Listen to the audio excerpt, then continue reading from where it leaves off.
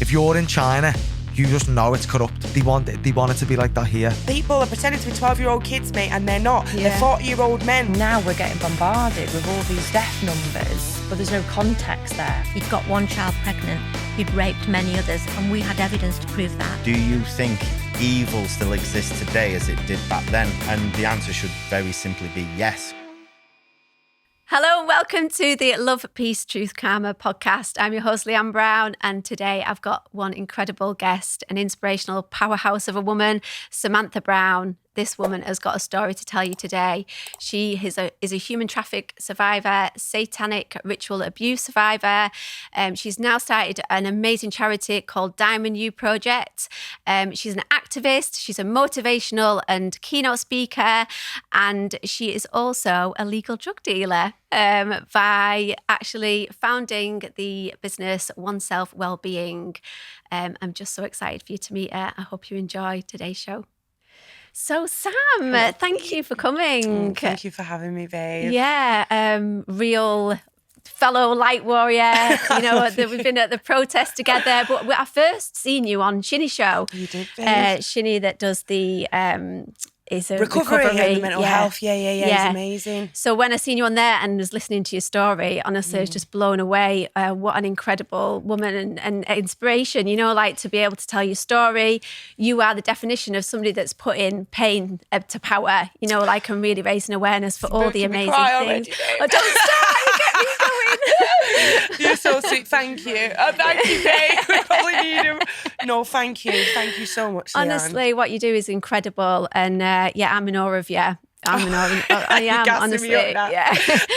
So firstly, you know, let's just talk about that story of yours. What an incredible journey you've been on. And would love to babe. hear it. Do you know, honestly, like, credit to you, like giving someone like me a space, like on this podcast. Like it really, like, you know, a lot of people shy away from the things we're going to talk about today. And for you to use your platform the way you are, like, honestly, nothing but love, babe. So thank you. We are proud Northerners. I know. We love the Northern Lights as well. And born and bred in Manchester, babe, like was really brought up in a loving home. My mum and dad, they were amazing to me and my siblings, and it was just a shame that together they weren't good, you know, and they had a really toxic relationship. It was domestic, but in that sense, it wasn't to us. Like my mum and dad were the most loving, best parents they could possibly be.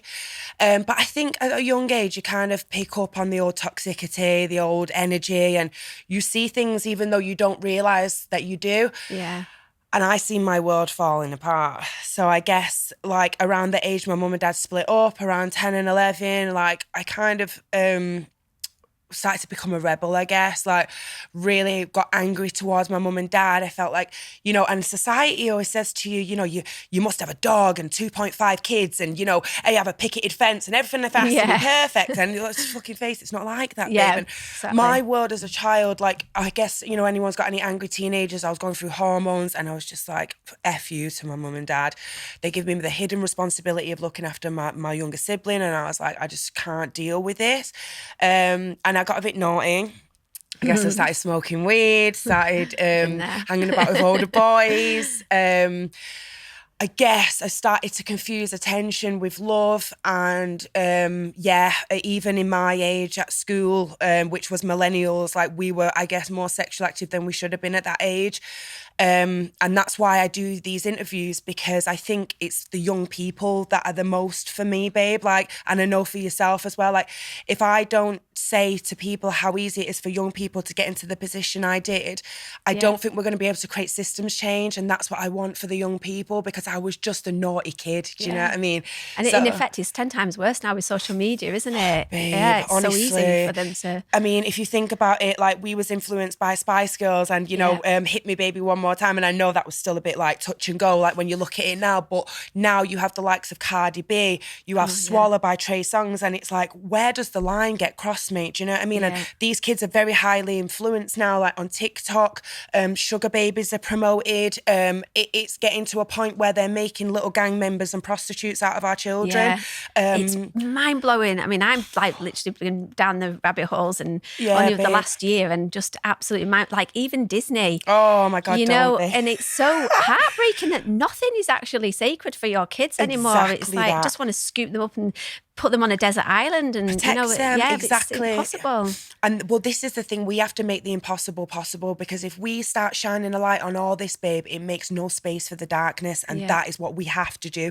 Because if what gives it this power, like all of this industry that we're going to talk about, is not talking about it. When we talk about it, it takes it away. It's like child abuse. No one wants to talk about it. Why? It's shoved under the carpet. Why do you think people feel like living with it, bruv? Like, let's have these conversations. So I think when I was in school, I kind of was, I guess, susceptible to being influenced, which what we've just discussed is very apparent for the young people now. So I guess it was 16 when things started to go really, I guess, like the Wicked Witch of the West. I always think, like, you know, Dorothy, and you're there and you're like, follow the yellow brick road, and then you're just like, oh, what's that? Yeah. And I went, oh, what's that? And that was a woman who was considerably older than me at the time, and she was introduced to me by my school friends. We were 15, 16, just left school, you know, going into sixth form. Always think you're older than what you are, don't you? No, my 3 girls definitely do. But you're a handful, mate. Like, honestly. And this again is why we have to say this, because perpetrators come in so many different forms. And this lady was a perpetrator, and it has took me many, many years to work this out, babe. Like, because I thought she was my best friend, and I have had to have years of therapy to understand that this girl groomed me. I ended up meeting this girl at 16 years old, and, you know, before I know it, she was lap dancing for us. She exposed herself as a stripper very early, you know, when she had, she was living with a friend at the time, but then she got 2 houses, she had a car, you know, she looked like she was pretty cushy. And I guess I was a moth to a fake flame, mate, and I got very enthralled with her. Like, I guess wanted to be more like her, and it was sad because, like, when I look back now, like, I just wanted to be accepted. Do you know what I mean? And that's all that we ever want in this life. So I guess I followed suit with her, and, you know, before I know it, I'm a 17-year-old girl who's getting guys to sniff lines off my ass, you know, going to parties. She's introducing me to armed robbers. And that's when she disclosed herself as a prostitute to me. Right. And I guess that was when she had embedded already in me that, you know, what she was doing was normal, and we'd already been going out to parties. So you won't judge me. You're my best friend. This is what I do. But I also happen to do it bareback up and down the country, and you can be my little schoolgirl friend and we'll go and do the work together. So I'm like, you know, I won't lie to you, babe. Like, I say to people, obviously I was 17, but please remember when you were 17, like, what were you like? Like, because I'm 33 now and I've just about got it right. Do you know what I mean? I just about know my worth and know myself. And when I was 17, I guess, this girl, she influenced me down that path. And 17 years old, getting in cars with guys, having unprotected sex with men for money, started picking up my cocaine habit, you know, and I guess I thought it was normal to be a sex object. So I literally went down this path, and this is why I have to do this, because these young girls today, and boys, they have no clue about what it is to sell your soul like that. Because you have to cut off a part of yourself, babe, in order to do any kind of sex work like that. Did you know I used to be a stripper? Well, I used to do table dancer. Really? Yeah. Oh, and my like, God. you know, just hearing when you talk about your story and saying how easy it is to get led into that sort of, you know, industry, the darkness, and, you know, you don't realise, and the exploitation of it. And, you know, when I look back, I mean, I had fun when I was doing it. Of course, like, you think you did the money. I was lucky though. I did get good money, but when you say of how it's so easily to get to just have one person just to lead you into that's doing that extra stuff, and then, oh yeah, come, you can make this extra much money. And, babe. You would have had that around you in the strip clubs. Yeah, like, exactly. You know what it's like. I mean, I ended up going to Mexico to actually dance, and we got there. They tried to take our passports off us. Wow. And we got there because it was all touchy-feely, and we were like, we're not working here. And we ended up getting on the next flight back. But if we'd have given our passports, we could have been stranded there. That's how traffickers work, babe, literally. And then they'll also obviously tell you that your family's going to get killed and all this kind of stuff. But this is all I want to say is that adult industry is full of toxicity because it's a toxic industry, yeah? And we are selling a part of us for money. You're not stacking shelves at Tesco, babe. Do you know what I mean? We all sell a part of ourselves when we do a job. But the thing is, like, with jobs, like, you have to step into your purpose. Like, and if you are stepping so much out of your purpose to sell your body, like, we know about spirituality now, we know about sacred energy, we know how important it is to, like, treat your body as a vessel. And all I'm saying is that when you go down that road, there's going to be, it may look like sex, drugs and rock and roll, but it's like when you buy a McDonald's and you get a Happy Meal, bruv, like, and it's got a clapped out toy that's going to break working along the way. Do you know what I mean? It's absolutely nothing of what it looks like. So I was in them, babe. I was fully immersed into this industry. So at the age of 17, she also got me a job on Babe Station, which I remember that. It's still about now, mate. But I don't get paid as well anymore. The girls won't tell you that though, but I will. And Ben, at the time, it's like £50 an hour, you know, to get your tits out, or work at Home Bargains for £6.50. What am I going to do? I was on my EMA. I was like psychology, sociology, and I had this best friend. I was like, screw this, mate. I seen it. And again, guys, this is why I'm telling you now, because it's all short-lived. Like, you don't want to step into that without knowing what you're stepping into, and I didn't know. But I ended up on Babe Station anyway as a minor. That station was Hotel Voyeur. It got closed down. They didn't ask me for my ID. They didn't ask me anything. Like, they assumed because I was with this lady that I was above age, and so I'm a half-naked child basically on Babe Station. And, you know, if you think about... Would they have even cared if they didn't know, though? Babe, listen, if you think about when we was in our day, like, as well, Lindsay Dawn McKenzie was on the front of the Daily Spot at 15 years old. And I know how dark, that industry, like, the whole Daily Spot, like, and the Sun newspaper, they've got it coming to them, babe. Like, trust me, what's happening. And when people realise about that with Lindsay, I think they'll realise how... I didn't know she was 15. 15, babe. Wow. Like, literally, like, the Daily Spot, they were putting out her on page 3, and that was normalised. Like, think about Brooke Shields, babe, on the front cover of Playboy at 10 years old, a naked child. Like, honestly, best believe that this whole industry is covering this up. So I ended up in the adult industry. I took that path. I turned 18 and I decided to get into the adult industry. But the thing is, back in my day, like, you was like on MySpace, you know, girls in your underwear, and you see it now. And this is what these production companies, they'll find you. I was on Purple Port. They're like, oh, do you want to do a shoot? We're going to give you this much money. Like, we think you're very pretty, all this kind of stuff. And then, you go there and honestly, like, I got took to my first adult movie by the girl that groomed me.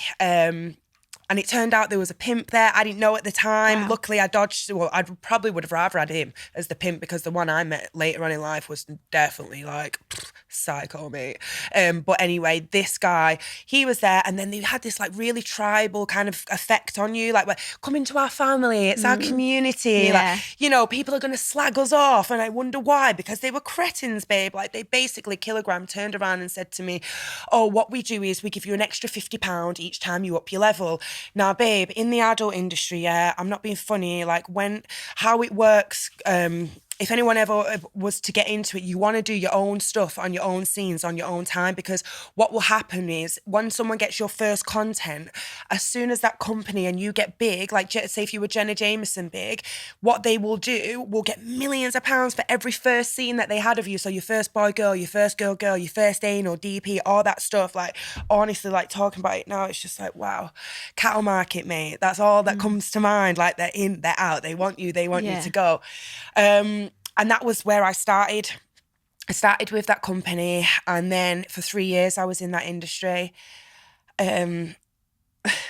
And I've had so much shit recently, babe, because I've been exposing this industry. The porn industry. The adult industry. And it's usually men, like, no offence, because I know that girls watch the adult content as well. But because I'm triggering them, because I'm telling them what's really going on. And they're like, oh, you're just a complaining sex worker. I'm like, 1 minute. So sex workers don't deserve their human rights. Like, and it's not just that, like, this whole industry, like, if you think about it, it's normalising paedophilia with the whole schoolgirl hypersexuality sexualizing schoolgirl section, incest by being like, oh yeah, let's have let's have you with the mum. Like, do you know what I mean? Like, I played someone's daughter in a scene, babe. Like, it's actually sickening. Wow. Like, this is what I'm saying, babe. Like, and it goes deep. Like, realistically, like, it's pushing the boundaries, like, and of what a consensual relationship is. It actually affects you neurologically, because I've turned into a right geek now and like neuroscience and stuff. Yeah. And it actually like the grey matter in your amygdala increases when you watch porn, which means your level of anxiety, stress. And what's been found, babe, is the youngest person on adult sites now is 7 years old, babe. Wow. Like, if we think about it, we have to pay for Netflix, but adult content is free, you know? Wow. Some of the things that I seen and did, Leanne, like, you know, fucking hell, like, I just know I didn't know my worth, mate, you know? And at the time I was like, I love it. I'm going to be doing this till I'm 50, you know? Sniff another line, you know? That was how I was getting through my days. And it wasn't just that. A lot of the girls, you know, were ending up, by the end of it, if they sneezed, they shit themselves, you know what I mean? Because they'd be pushing themselves to the levels of getting anal tears. They would be feces dropping on the floor, baby. You've seen like, oh, babe, honestly, it's thinking about it now, it tenses me up, because I remember when I did a scene and one of the guys, like, who I was working with, I'd up my levels and I was in so much pain, and the guy asphyxiated me, and he had to asphyxiate me because he could see the pain in my face. I was looking at him, and they like, you can't really like stop mid-scene or anything, because if you do, it's kind of, you'll get tarnished, like you won't get work if you don't do these things, like, kind of thing, and push your levels and stuff, and they know that. You know, I've seen girls get raped on set, like, I know I have, because I've seen scenes that were so graphically violent and I was involved in them. And, you know, the girls are pushing back, and I know that feeling, because when you're doing the scene, you're doing it for the camera, you're not doing it for your own enjoyment. And most of the time you're banging areas you wouldn't, because the guys are obviously bigger than normal, do you know what I mean, as well. And the mad thing is as well, by the end of it, the guys are injecting their penis because they can't get it up anymore. So all this world, people think it's amazing, and I'm like, you actually have no clue about what it is. Like, Ron Jeremy's just been arrested, me. Like, honestly, like, these, like, the way that this adult industry... I don't know who Ron Jeremy is. Oh, thank God. Like, honestly, babe, he's an old man, yeah, and I was looking at it after work with him, but he's a very famous old man who goes around, like, in the movies doing his thing, yeah, but he's an old man, like. So that's what I'm saying, like, these are pushing the boundaries of, like, what things are, you know, like, and I recently did an interview, and I got reminded of content being sent around when I was a child of bestiality porn. You know, one of the first movies that we seen in school was of a girl having sex with a horse, babe. In school? When I was in school, there was a movie going around. Like, no. But I'm just saying about the context of the adult industry. There was one like called Animal Farm. Yeah, babe, and she died I didn't after, like, because she died of internal bleeding. Like, I'm not surprised. That itself, babe, if you think that gets sent in round when I was in secondary school, that's when we were children. Like, and the interview with them that I did, there was a man after who spoke about the exact same movie that he'd seen. And then when he was 4 years old, there was older people that were trying to get him to reenact certain scenes, like getting him, exposing him at 4 years old to adult industry.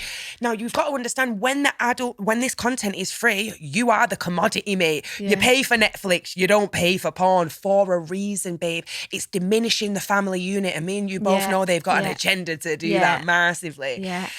So I was in that industry for 3 years, and I was at the top echelons as well, babe. Like, I was on billboards in Australia. I was flow out to private islands. I stayed behind the Hollywood sign, you know, in LA. Wow. And all of that stuff comes with it, even at the top. Like, bad mental health. Near enough most girls and boys in the industry have got bad mental health, have had some kind of abuse happen to them, and it makes you question it, doesn't it? Like, why is that industry there, and why are they making sex so easy and, you know, boom, you know, in your face?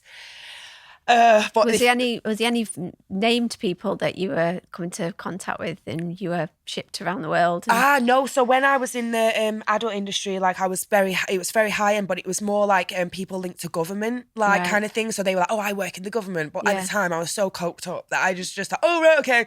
Well, you know, I was just like, whatever. But later on, I started doing a bit of domination and stuff. And you find there's a lot of guys in there, but more teachers and police officers. Judges. And they like a bit of a caning, but each to their own. But, you know, it just shows, doesn't it? They're not as powerful as what they think. Like, but anyway, if that wasn't enough, like, this girl, we're going to prepare for this part, because this is, sometimes when I've said these parts of my story, I'm like, fucking hell, like that actually happened, like, and it's fucking scary to know that people like this exist. Yeah, but and look at you now. I know, babe, I know. And I just think it's scary that people are dismissing this. We were talking about cognitive dissonance before, wasn't we? And it's just like, what the fuck, mate? So anyway, I'm here to kick people's cognitive dissonance out of the arse, because I think from the next 3 years of my life, I just couldn't. I never thought that if I would have known, I never would have gone down that path, you know. But I'm glad this has happened to me, because I guess I'm the person that has always been that loudmouth who will speak. So I'm like, fuck yeah, I'm going to do it. But yeah, I ended up meeting a guy when I was 21 by the same girl that groomed me.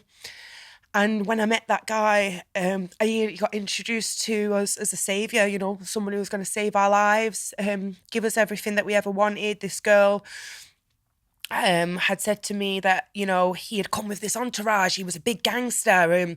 You know, he was someone that was who she'd been praying for us, apparently. Wow. So I know, it turns out that she wanted basically what this guy used to do. He was someone who would promise you the world. And then what he'd promised this girl was that she would get an escort agency called Madam Wu if she started to bring on girls. And that's how I met Stephen McAllister. And when I met him, for the first 6 months, I mean, he said to me, oh, what do you want? What is it that you want? So I was like, oh, I want a production company because I want to show girls how to get into the industry the right way so that they can make their own money. Okay. And we went for interviews, we went to meetings with a Sunday Sport, we went to get flyers printed, we went to these things, and then, boy, did I know that I was being groomed, babe, to be trafficked. I was made to give these targets, and he was like, all this money is going to go towards a production company. All the while, you know, this girl stops working, you know, becomes into the little madam that she wanted to be. And, he, for this first 6 months, he had been prepped for me as well. I didn't even know this, until later. He had been prepped. He knew about my family. He knew about my coke addiction. He knew about the adult industry from the girl. Yeah. She told him everything. And, he was fully prepared. So he come with a bag of coke, and he used to always gloat. Chiefest person that I ever got you was bag of coke. That's all it took. And 6 months, basically, I guess I was being groomed to being trafficked. And I found out then that this girl who was meant to be my best friend, she was robbing through my bank account, paying her bills from my bank. So were you getting the money from what you were doing? From what I was doing with Steve, no. So we had to hit targets for Steve. So I would get some money. It looked really cushy because he was like, move to Birmingham, show me your loyalty, get a place that you think I'll like. So I got a fucking penthouse above New Street, didn't I? Proper pimp pad, mate, like fur on the walls and everything. Yeah. Got what he wanted, innit? What I thought he wanted. Got in trouble for that because that's not what he wanted. But I was in Birmingham then, and then it looked like I had a cushy life because I had this penthouse, and he was portraying himself as the manager. So he was like, I'm her manager, and I'm gonna get her this production company, rah. And I was just made then to go up and down England, Ireland, and Wales, giving him this money. And over the 6 months, it was a case of bit of fear tactics, like a bit of sleep deprivation. He used to tell me that he'd shot his son for grassing on the police about what he'd done. He'd set him up, all this kind of just planting little seeds, bit of a slap. And at first, he was saying, oh, you need to sort me out, you're my woman, because I was seeing myself as a sex object. So I thought it was normal. So I did. But then after, a month or something, I was like, I don't want to do this anymore. And that's when the beatings started to come, Okay. So it was like the sleep deprivation a little bit and the beatings and just giving the money. And after 6 months, this is when he disclosed himself as a member of the Illuminati. And honestly, Anne, like, all I can say is all hell broke loose. This is when it was constant. Like, I'd shit myself to see him, because sometimes it would be 5 nights, sleep deprived, tortured, raped, and all in the name. I know, baby, it's okay. So I cry every time because it's a lot. Thanks, mate. Good old toilet roll. Yeah, thanks, babe. And I just, because I take myself there, because I think, you know, anyone who's been through trauma, like, they know what it's about. Like, you take yourself to that place, and I just think what this guy did was criminal. Like, he's a fucking Satanist, and he did everything in the name of his God. Like, I didn't know about any of this stuff, Leanne. Like, I didn't know about conspiracies. Like, I didn't know about that Satanists exist. I didn't know what cults were. And he just started saying, I'm Lucifer and stuff. And I was like, what the fuck? I was like, fucking crank. Like, do you know what I mean? I was just like, okay, here's my money. Let's carry on. Yeah. You know, and then that was it. Then he just started saying, I'm going to kill your family. You know, started like keeping us up on the narcotics for for days. And, you know, before I know it, like, these months were turning into years, you know, and I'd been there for like 3 years, and so... This is the thing, I think people don't realise that Satanism is a religion, isn't it? Babe, this is their God. Yeah, and whether they want to believe it or not, it's real, and you can find it, can't you? You just just Google it and just see how many organisations. Schools now, babe. Yeah, yeah. So that's and is it in the Florida US? Or something? Yeah, like, literally, I seen it, and I was like, you're taking the mick, mate. Like, you don't. And if you honestly like read like the Satanism book, like, because I obviously had to look into all this stuff after, like, their book, it actually sounds like a self-help book, babe. Like, and that's what's scary, like, because then you feel like you're empowered by this dark force, but. The thing is that he was definitely from a cult, babe. You don't know about these practices. He used to try and disassociate our left side with our right side of the brain. Like, he used to speak in tongue. Like, he used to he'd do things like urinate in my mouth, like, and make me drink it and stuff. And like, when he was doing that, it was all in like the name of his God and stuff. And he would always play us off each other. So any of the girls, you know, at one time I was getting pimped out by one of the girls but it was him, because he was beating the shit out of her, raping her, and I didn't know. And then she was like taken out on me, because if she didn't do that, she would be in trouble. And I didn't know this is how he would work. And all of these cults, like, they're very similar. Like, they have this, you know, kind of male dominant feature. Like, if you look at the Nixium cult, or the Jim Jones cult, or the Manson cult, like, they're all male, this male dominant character. And he used to call himself the Hub. Like, honestly, that's what he'd call himself. And anything good or bad he made happen, because apparently, like, this Illuminati, like, they run the world, like, you know, and he had friends in high places. I never got taken anywhere. I know he planted punters, like, but I never got taken anywhere, but some of the girls did. And got taken to places, and he made, like, when we made us go to Thailand for my birthday, apparently it was a treat, but when we got there, it fucking wasn't a treat. Like, he made one of the girls, like, try and kill someone. One of the prostitutes that he took back, and he took us into this, like, go-go dancing bar, and he's like, how young do you think she is? Like, because basically, babe, like, he used to drill us with, like, paedophilia, incest, bestiality, like, making out this shit was normal. Yeah. Like, and that's when I'm looking at the adult industry, and I'm like, this is made for these people, babe. Like, this is catering for fucking the darkness. Like, and you can imagine people born into it as well. Yeah, because he said this. So he said that his mum was a prostitute. How much I believe him, I actually don't know, because I actually don't know that we found out stuff about him after the court case. And this is what I need people to understand, because there's people like me trying to tell their story and they haven't had a conviction, and I'm still being told by these shitty little trolls that what I'm saying isn't real.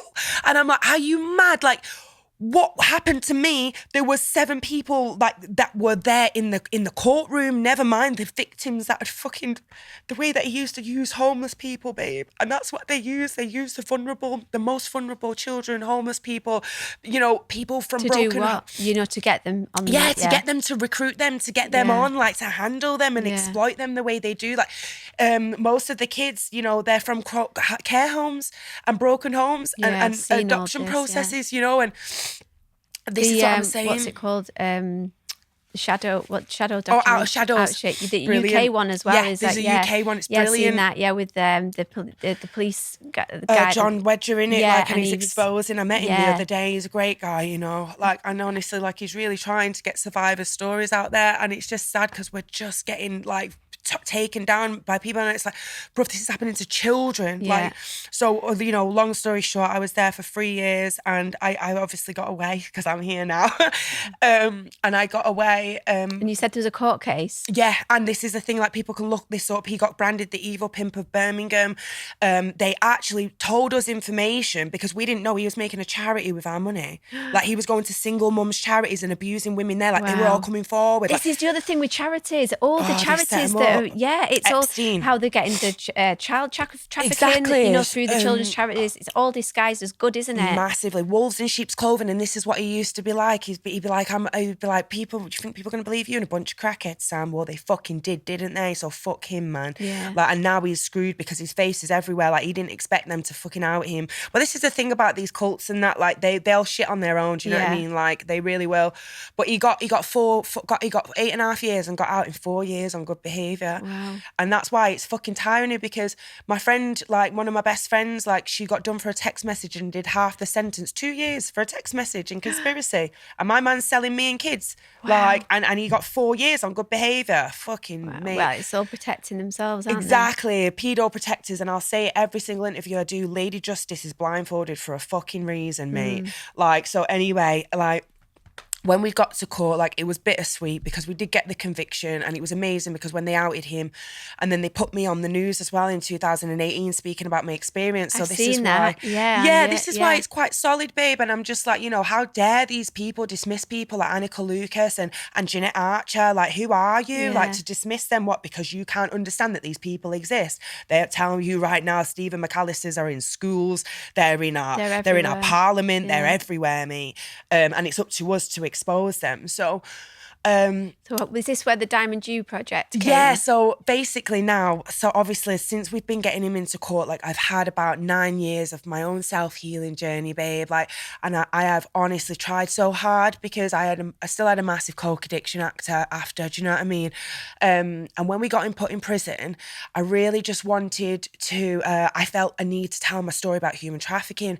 I never wanted to share about the cult stuff, babe, or the Satanism stuff, because people deem you as crazy. Like, and I to be honest, I was shamed for so many years. Like, I don't want to tell people that someone's pissed in my mouth. Do you know what I mean? Like, it's not very fucking nice. Yeah. So anyway, like, the whole 9 years after.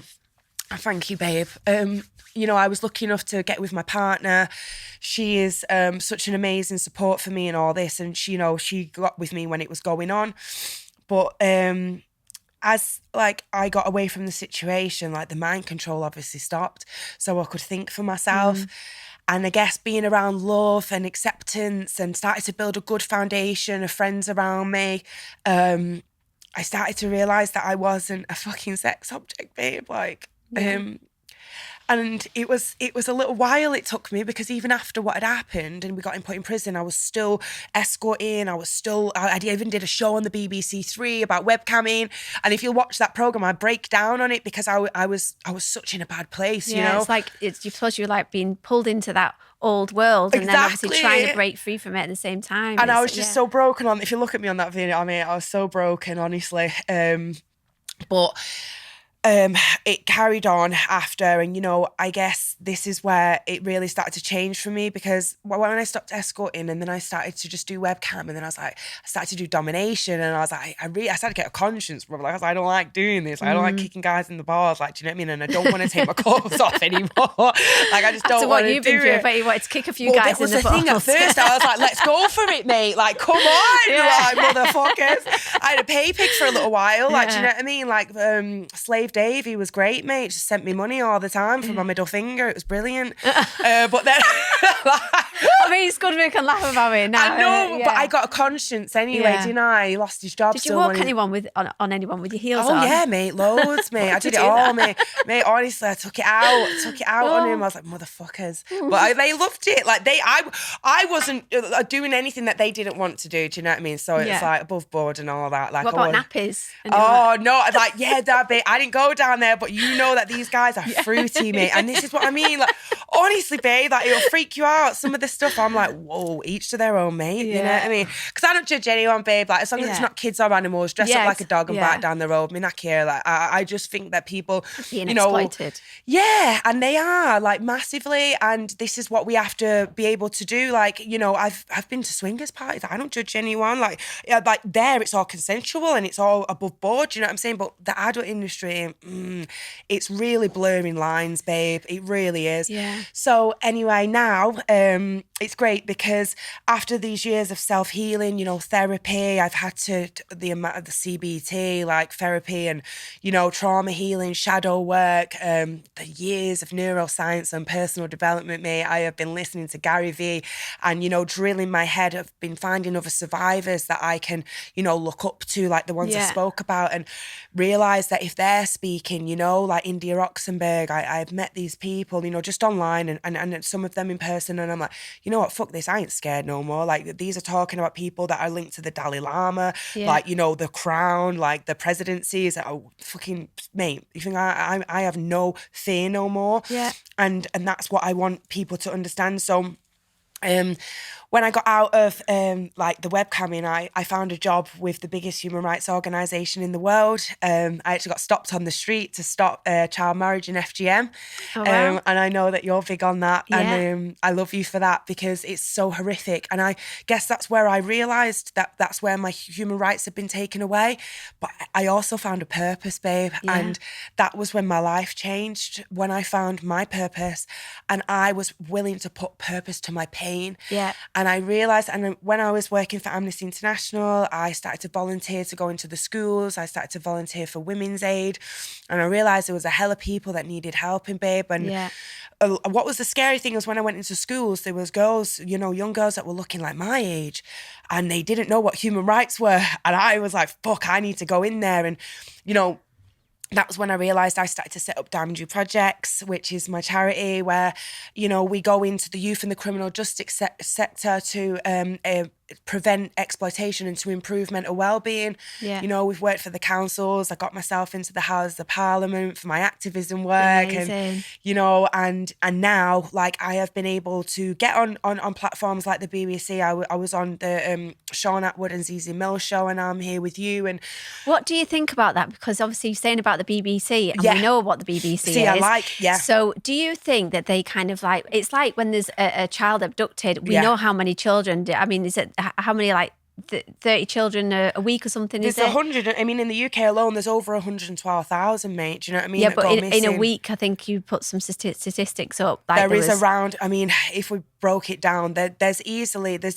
double figures, babe. Like, and worldwide, if we're thinking worldwide, like there's probably triple figures. Yeah, like, millions. Yeah, literally. But yeah, it's like for instance, Madeleine McCann. Like they made such a huge.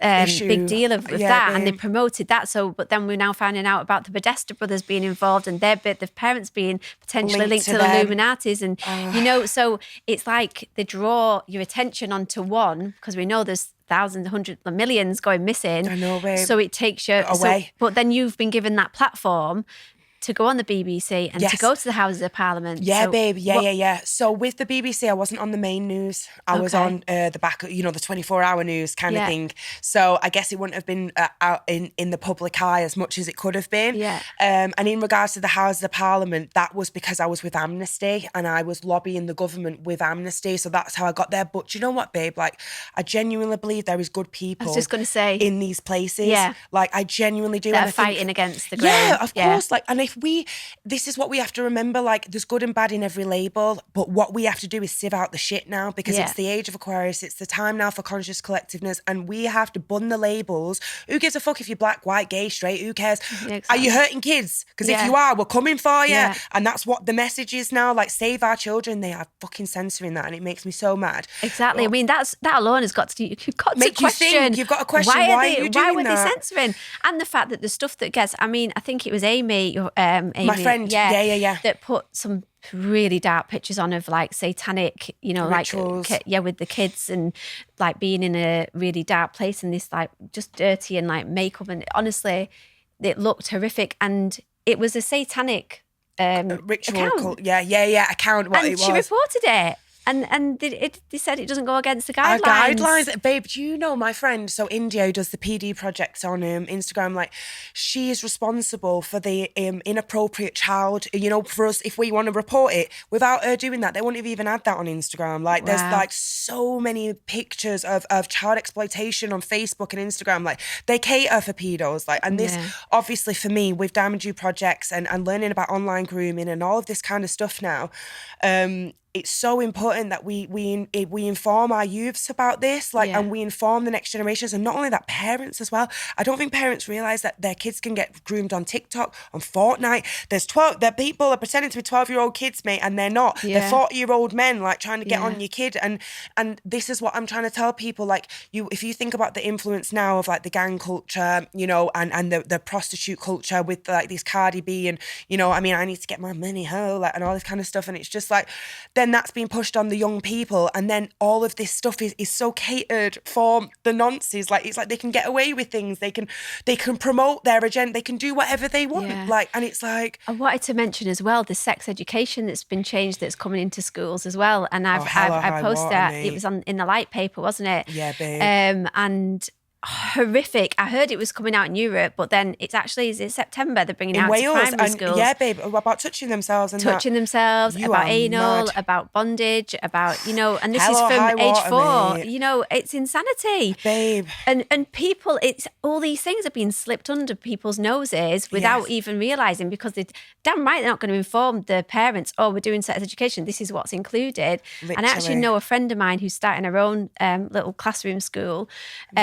I'm going to take Lola out and put her in that, because I'm not having her going back in September. And she's actually interviewed a teacher who said, he's confirmed it. And he said it's happening. Coming in the UK, not just Wales. Yeah, babe. Oh my God, in the UK. This is why we have to scream from the rooftops, babe, because this now is getting to a point where it's so scary. And this is why I keep doing these interviews, because I'm trying to tell you, if that happened in my generation and I got there, I'm telling you, there's going to be a hell of a lot more stories like me if we don't step up. Exactly. Because they are in schools, babe. Like, they are in our government. And it's like, right now, we just have to know that we have to do this for our children. Like, that's the biggest message that we have to put out there. Like, the only reason I want to do this is to stop the cycle of abuse, what happened to me. Like, I have to know that I'm going out there as a care of duty, like, to make sure that people are warned about people like Steve, but also, like, they're warned that they come in very many different forms, like, you know. And I just want to, like, you know, kind of round it up on this. Like, when I give one of my first workshops in the schools, I got a child disclose themselves about what was going on at home to me. And that just shows the power of why it's so important of what we're doing. These kids, it takes a stranger like me to go in, or someone from Bernardo's to go in, because that's who I was kind of trained by. And like, I learned a lot of my stuff by an amazing lady from there. I know they've had their bad mind stuff happen, but there's good people in there. Everywhere, and she was she was the one that trained me and helped to move my workshops. And the same happened to her. She went, Sam, don't be fingered. And shit, you know, the first time I did it happened. I was like, the fuck is this? Like, and that is the message that I want to put out there. Empower them to come forward themselves. Exactly, babe. Like, we are the power, like, for the people. Like, we can make positive systems change, and that's what we have to do. We have to step into our greatness to make sure that we are infiltrating these systems, because Babylon needs to fall. Like, people laugh at me. I'm like, Babylon fitted, and I'm like, no, because this is where it stemmed from. Like, this society that we've lived in has been always about profit and not people, and we need to change that damn narrative, babe. There's a quote that you put on your thing saying, "Well, the world will not be destroyed by those who do evil, but those who watch them without doing anything." Yeah, babe. Well, we need to speak quickly before we've got to finish because we're nearly run out of time. Could speak to you for hours about one's self-well-being. Oh, you're such a cutie. I love you. Yeah, so that was my thing. I brought her some purple sea moss. I literally started that as well. I think it was 2020, you know, obviously the virus and all that jazz. And I was like, do you know what? I need to teach people about their health. Make sure that they understand. And so anyone wants any superfoods, you know, people wanting their workshops in around school and stuff, like, or in prisons, like, please contact me, and just know that me and Leanne, like, she's going to be helping with my charity event soon. She's on the front line. Like, I absolutely love her. Like, honestly, like, this woman. And just thank you, babe, for having me. Yeah, but so just quickly, just to go into a bit, what do you sell? What is it? Yeah, of course. Because obviously, you're big on the nutrition, aren't you, babe? So it's learning organic, all the raw. time. Yeah, as we go along. Especially now, babe. If we don't learn, then we don't know, do we? And this is what it was about for me. So I wanted to get people into optimal health, but most of all, it was myself. So these products I started taking, sea moss, chaga mushrooms in 46 medicines, mate. I was like, 1 minute, why don't they teach us this in school? That grow from the ground, that are natural, instead of putting a lot of crap in them. And you want to sell it to us, mate. Yeah, do you know what I mean? When it's the pure raw form that we can get. Yeah. And then the Himalayan shilajit, which is really good for Alzheimer patients. The chaga mushroom has been known to diminish, it's actually liver tumours, 60%. They tested it on humans, and they obviously tested it on mice and petri dishes for breast cancer, bowel cancer, lung cancer, all of it, like, diminish, babe. Yeah. And these are the products that we need to get out there. I mean, I'm going to get the reishi mushroom, the turkey tail, the lion's mane next, the maca root powder, it's all coming. Yeah. And all of this is just about, again, being my best version of myself. And I think when we do that, there is no space for the darkness to infiltrate, because we know who we are and we're treating ourselves with the love and respect that we deserve. Yeah, exactly. And that's what it's about. Yeah, so many people just don't have a clue about all these things. It's like in schools, there's still, I've just done an anatomy and physiology course, and even on the diet thing, you know, like when it talks about nutrition, it's still got your proteins, your bread and your eggs and your dairy, and, you know, like, I'm just, it's so outdated. Like, we're just not taught anything about any of these really amazing things that are just readily available. And or personal development or anything, or babe. the mental health, and I do believe that this is where we're going now. Yes. With this, the age of Aquarian coming in, and like, there's lots of changes happening. I mean, we're kind of like in the transition cycle, babe. Definitely. And it may be getting a bit worse before it gets better. But moving houses, babe. Got to get a bit messy before exactly. we get it all in place. So just know we're coming for you. That's what it's all about, isn't it? Yeah, exposing the darkness, spreading light, shining light on the shadow. Yes, babe. Being aware of it, but then being able to have the tools to heal ourselves, by nutrition, but also connecting the mind and body, meditation, soul. And all that jazz. I know, babe, and that's the message that we're putting out there. So, babe, thank you, honestly, so much for using your platform, for being the beautiful person you are, and just having a mad man like me on the show. What a roller coaster that was, Thank you so much. And we're out tomorrow night. Tomorrow day. Slay them, brunch enjoyable. Thank you, babe. Thanks, Sam, for coming on. Cheers.